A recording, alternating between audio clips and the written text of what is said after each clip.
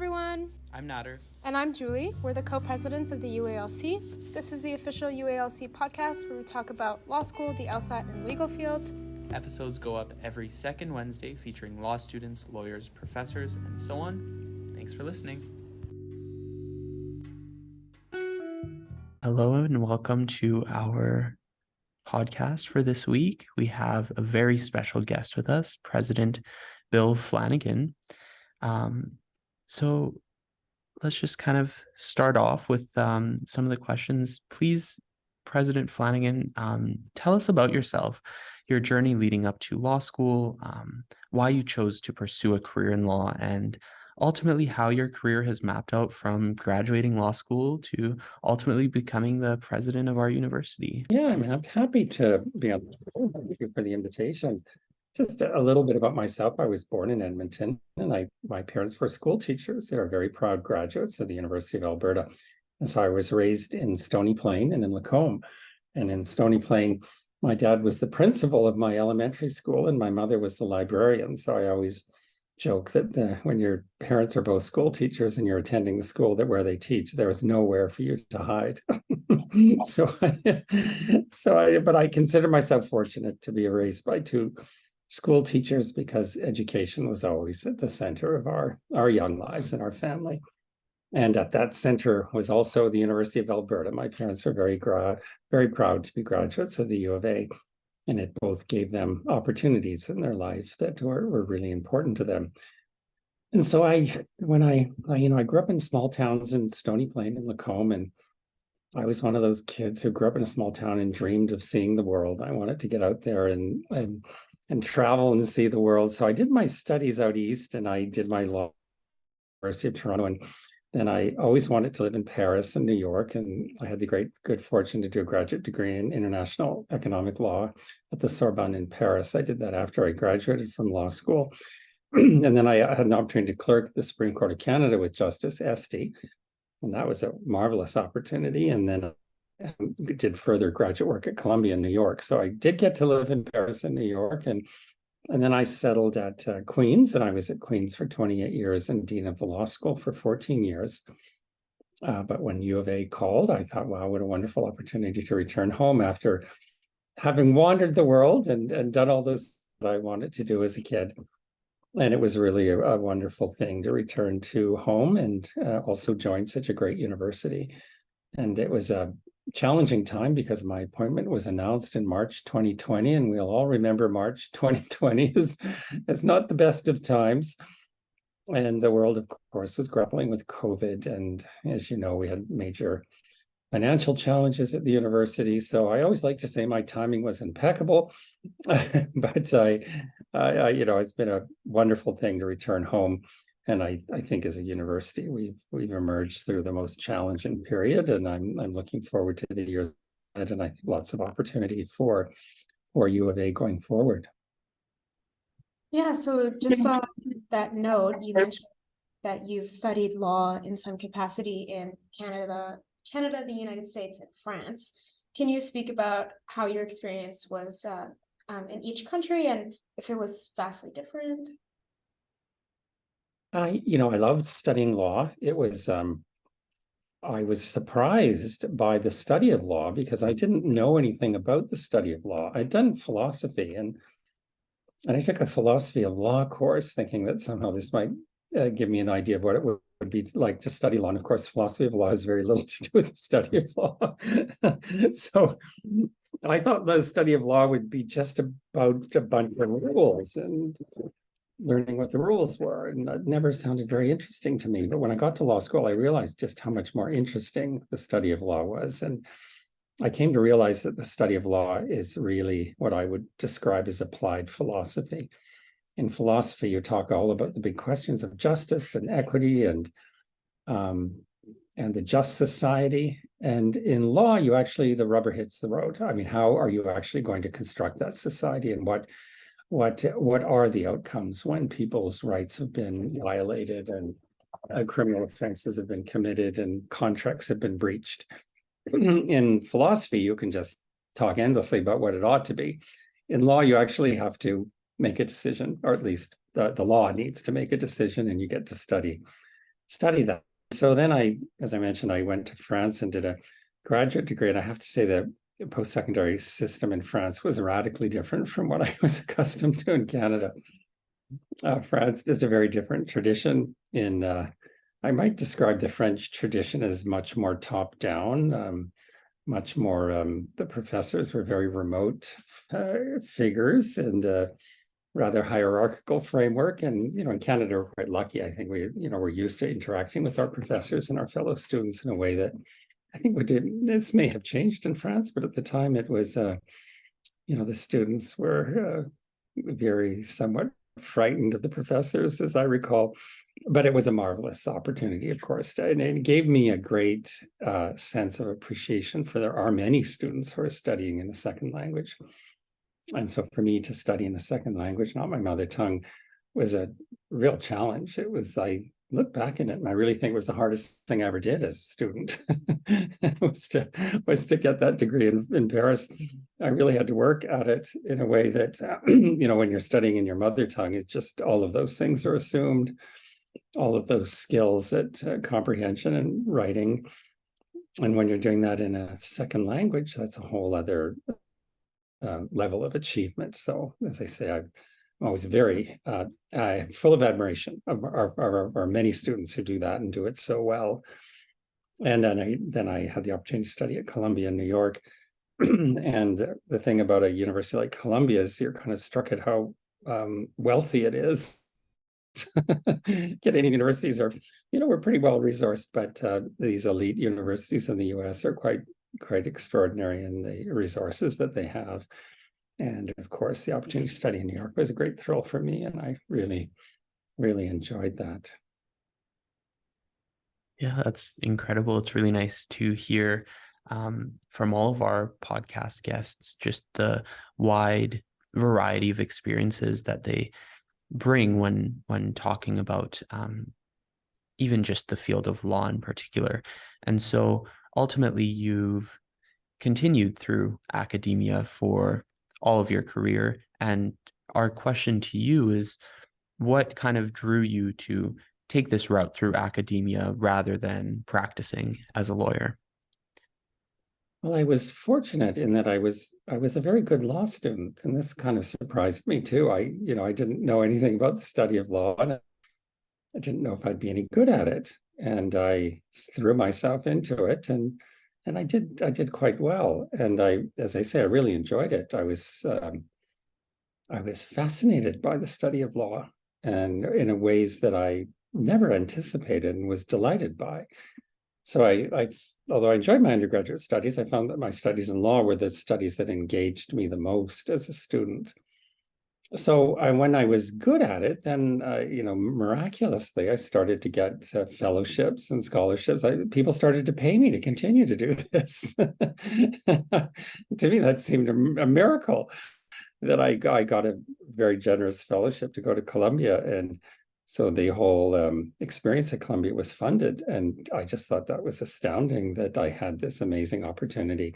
And so this is what kind of led me to continue to think about pursuing legal studies. And then as I went further in my graduate work, I thought, well, maybe I could become a law prof. And again, this is something I never would have anticipated in 1,000 years as a law student that I could ever dream of such a thing. And it just sort of, I thought, well, I love the study of law and I love being in law school. So maybe I might want to consider pursuing that. So that's how I kind of fell into a role as a law professor. Not something I had ever anticipated I might do. It's just something that, and I always say to students, no point in overthinking where your career will take you because you can never know. It's a question of opportunity and chance. And the best I can say, and I always advise students, is just seize opportunities when they come your way, and don't be afraid of getting outside of your comfort zone. Try new things and see where these opportunities may take you. And I was always pretty adventuresome as a kid. As I say, I wanted to see the world, and I was out there seeing the world. So I would always advise students to do that and to try not to worry too much about where the path in life may take you. And I know that it's that's easy advice for someone at my point in life to give. Perhaps less easy to hear, but it is, I think, still good advice, just to seize opportunity that comes your way. And that's kind of how I led on to a career as an academic. And then I became dean, and I really enjoyed the administrative role and sort of the leadership opportunity at the law school. And then U of A called, and I thought, wow, what an amazing opportunity that would be. So once again, opportunity kind of knocked, and I made the most of it. Yeah, so kind of on that, as you said, you didn't necessarily plan to go to law school, but now that you have and you've gone through your career so far, is there anything that you wish you knew prior to pursuing a law degree? And if you could go back to your first day of 1L, is there anything that you would have done differently with the knowledge that you have now? This is a great question. And I, as Dean of Law, I'd always give an address to the entering class. And I would say, these are the things that I wish somebody had told me on my first day of law school. And what I share with the students first is, I say, look around the room. Today you will meet friends and colleagues who will be among your closest friends and colleagues for the rest of your life. And the students would always look at me like I'm crazy. How could today possibly be that significant? It's just another day in the life of a student. But when you look back on it, because law schools are generally quite small, in the class, you really get to know one another. And you're really in this formative experience together. First year law school is transformational. You see and understand the world in a way that you simply did not prior to going to law school. And you do that with your friends and your colleagues. So it's truly a bonding experience. And so I find that whenever I say that to students, they're always puzzled. And they think, oh, I don't know what he's talking about. That can't possibly be the case. And then I talk to alumni 10 or 20 years later, and they say, oh my goodness, you're absolutely right. And so that's one thing, is to make the most of that experience, I would say, to a first year law student, and dig deeply into that experience, that transformational experience. And the other thing I would have said to myself, and I always say to incoming students, is think large about the opportunities that law school can present. And I was a good student, and I, raised by two school teachers. I was very disciplined. I studied, that kind of thing. I sort of a nose in the book kind of student. And I would say, take your nose out of the book every now and then, and just think big about the opportunity that law school presents.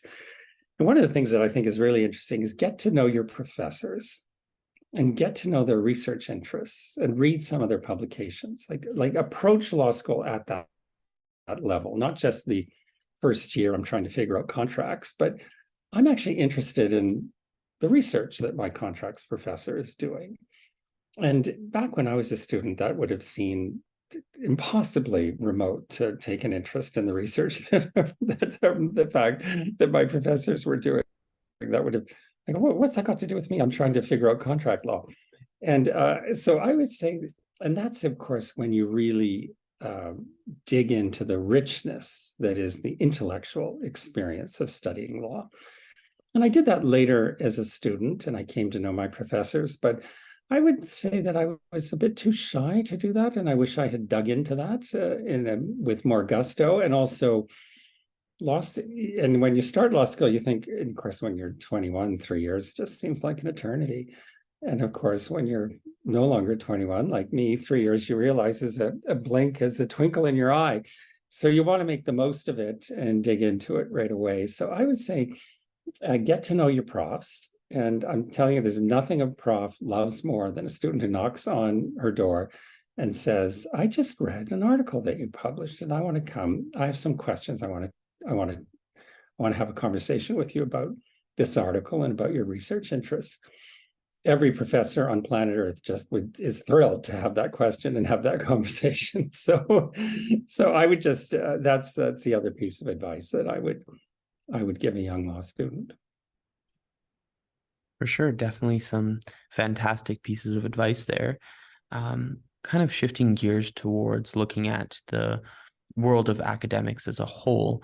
How has that changed since you entered the field? And how do you think things like ChatGPT and AI will ultimately influence the future of the legal field and the legal education in Canada?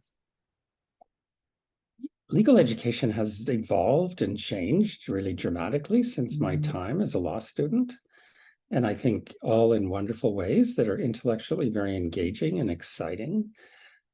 Just the diversity that we see now in law school and in faculties that, although I'm sure my classmates at least would have been half women, but there still would be very few women professors and very little diversity among the professors. And now, of course, we've got a very rich faculty and student body that is diverse from many, many different experiences from all around the world. I think that's a really exciting part of law school. And I think just the whole question of the social aspects of law school is what does it mean to pursue social justice and an equity in a just society, and equity, diversity, and inclusion, and indigeneity, and indigenous studies, and indigenous ways of knowing, and indigenous law. None of this was on the radar in my time in law school. So I think this is a very exciting time to study law. And in addition to all the other legal fields and tax and corporate law and international trade, that was always an area of great interest for me. I was very curious to learn more about international law and how it was shaping global affairs and global events. And again, all of that has evolved in just a dramatically interesting way since my time as a law student. So I would say, as I say, I love studying law, and I think studying law today would be even richer and more exciting. Yeah, definitely. It's always really interesting, and we are so privileged to see where the world has come to today with that inclusion and that development into more intersectional education. What do you think has been the most meaningful aspect of education for you, and how do you envision education changing even more in the future as we see the world go on? Yes, so the most meaningful aspect, one of the things I I don't know that many students would do this, but I saved all of the papers I wrote as an undergrad and in law school, and I had them in a box somewhere, and I digitized them all a little while back, just because I thought, well, I'm kind of curious, like what was I thinking in second year when I wrote that paper on the problem of evil and Milton's Paradise Lost. And it was just so much fun to read some of this stuff, because you see into my own young mind and what I was thinking about. And what really strikes me in looking at it is just how my own ability to think and write and reason advanced in a way that, at the time you don't see or really understand. You're just plowing away and writing your paper on Paradise Lost. And so I might encourage you to save those papers when you're later in life. You might want to read them just for that experience. So I would say that is the most meaningful aspect of education for me, was that to acquire that ability to think critically and about the world around you and thoughtfully, and to hear things that would surprise you or might be counterintuitive, or you might be challenged by in your own thinking. I think that is the best possible outcome of an education, is to come out a better citizen and a more informed citizen, a more thoughtful and engaged citizen, one who has whose doors and your mind has been expanded in an open way. So that, I think, is the best possible outcome of an education. Yeah, we definitely agree. Kind of like building on that, you've been a big supporter of HIV/AIDS research and initiatives for a long time now. Can you talk a little bit about your experience with that advocacy for human rights and social justice and the law? And do you have any advice for aspiring law students who are pursuing a law degree because they want to take part in advocating for a specific cause? Yes, I did my graduate degree in graduate studies in New York in 1987 to 89. And as you might recall, the AIDS crisis was consuming New York at that time. there were still no effective treatments, and it was a very, very difficult time to be in New York. And as a young gay law student, this really affected me because it affected many people I knew and the community in which I lived. And I remember I had a colleague in graduate school who was involved in one of the first cases challenging the dismissal of a pharmacist who had HIV. And the hospital had fired him because there was these exaggerated concerns about potential risks of transmission, which we now know, of course, were unfounded. But at the time, there was a lot of fear and misunderstanding. And so his name was Mark Barnes. And so Mark and I became involved in a pro bono case on behalf of this pharmacist under New York human rights law, challenging his dismissal. And the hospital was fighting this tooth and nail. And one day Mark said to me, there's this activist group that meets downtown every Wednesday or whatever at the Gay and Lesbian Community Center called ACT UP. This is the AIDS Coalition to Unleash Power, as it was called at the time. He said, oh, there's all these radical social activists, and I think we should go down there and we should talk to them about our case, because we can maybe get some people to go picket the hospital and raise the profile of this case and pressure the hospital. And at the time I was thinking, oh my goodness, that sounds so radical. Let's do it. So I went to my first ACT UP meeting, and we did picket the hospital, and caused the hospital no end of grief, and got a lot of press around the issue, and we were successful. It was the first successful human rights challenge to HIV discrimination in New York State. So we were very proud of that. And then I became quite involved in ACT UP as a student, because it was just such a thrilling, exciting group of people who were fighting for social justice in a very, very difficult time in New York. And it was so inspirational to work with them and be a part of this. And again, for a kid from a small town in Alberta, this was quite the eye-opening experience, what people can achieve when they work together. And we ACT UP changed the whole discourse around HIV and AIDS in New York, and really in the world. And I don't think that's an overstatement to say that was a group of enormously dedicated, talented people in New York City who were absolutely determined to make a difference. So to students, I would say, you can do the same. I mean, if whatever social issue it is you want to press forward and care deeply about, you can have the same kind of impact, because we were not, we're not a group of the powerful. We were a group of the highly motivated, and also, very highly educated. I mean, it was a very, these were journalists, these were lawyers, these were doctors, these were people who were taking their education and working together to advocate for change in a very meaningful way. So it was, for me, an absolutely life-changing experience, and it's one that I certainly would hope that other students might get a taste of that in their time as students. Well, hopefully in less dire circumstance, because that was a very challenging time. Yeah, certainly all of your experiences, from your education to advocacy and everything in between, have definitely been fascinating to hear about. But kind of just reflecting on your career as a whole, what would be perhaps the biggest lesson or takeaway that you've learned from pursuing a career in law, and ultimately how has a law degree and your subsequent experiences in the legal profession changed your perspective on the world? I would say, and I often say this to students, and I would have said this to myself as a young student, don't be afraid to go outside your comfort zone. And indeed, that's where you learn. And the example I just gave is a very good example. When Mark said to me, we should go downtown and meet with this group of radicals who are taking over the streets and staging die-ins and stopping traffic and doing all kinds of radical things. I recall my first reaction was, wow, I don't know if that's for me. Like, that seems like a little out there for a kid from Lacombe, Alberta. And then I thought about it for a minute, and I thought, let's go. This sounds fascinating. I want to meet these people. I want to see, but they might be able to help us with our case. This is a great idea.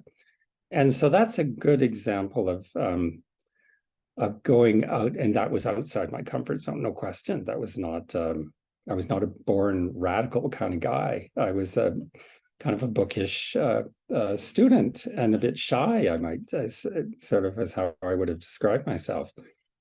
And meeting those people, it was just electric for me, and it really opened up my perspective on what we could do and what I could do and what I could do when I challenged myself and put myself into new situations where I might be uncomfortable. So so I would say that is, for me, is a really important lesson. And I really would hope that all of our students will have opportunities to do that. And sometimes, sometimes studies are tough. Sometimes university's tough. You feel like you're way outside where you want to be or outside your comfort zone. And 9 times out of 10, that's probably exactly where you need to be. And you need to explore that and grow into that and see where it may take you. And then when it comes to the study of law, I kind of can't imagine not having studied law. And the funny thing is that in my second year of law school, I found that reading the newspaper for me changed. Like just everything that was happening around me, like a labor dispute, a merger and acquisition in corporate law, a constitutional battle, an international law issue of war or conflict. All of a sudden, I started to understand this through the lens of understanding law. And it all just changed, like how I read the newspaper. I just became so much more informed. And so after about 2 years of law school, I thought, well, you're not really an informed citizen if you haven't been to law school. Which I'm sure is not true, but nonetheless, it gives you a tool set to understand the world around you that is second to none, truly second to none, and teaches you how to think in a very thoughtful, measured way. And this is something. In law school, we often talk about this, thinking like a lawyer and what that entails. And sometimes people assume, oh, that means you have a set of political views. And that's not the case at all. Thinking like a lawyer means you're given a mess of facts, like a problem, this, that, like you're given you're given life.